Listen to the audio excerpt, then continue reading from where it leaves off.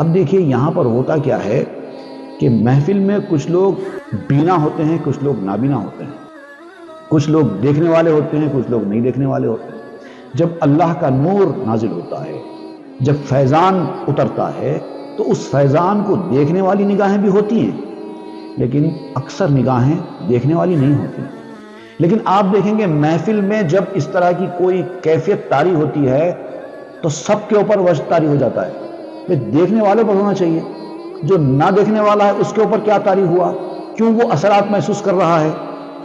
تو آپ یہاں پر اس کی مثال دیتے ہوئے سمجھاتے ہیں کہ جب سورج نکلتا ہے تو دیکھنے والا تو سورج کی روشنی کو دیکھتا ہے اور روشنی دیکھ کر اندازہ کرتا ہے کہ سورج نکل چکا ہے، لیکن ایک نابینا شخص جب سورج کی نیچے جاتا ہے اس کو تو نہ سورج نظر آتا ہے نہ سورج کی روشنی نظر آتی ہے، لیکن وہ کہہ دیتا ہے کہ سورج نکلا ہوا ہے۔ کیسے محسوس کیا اس نے؟ سورج کی گرمی سے محسوس کیا۔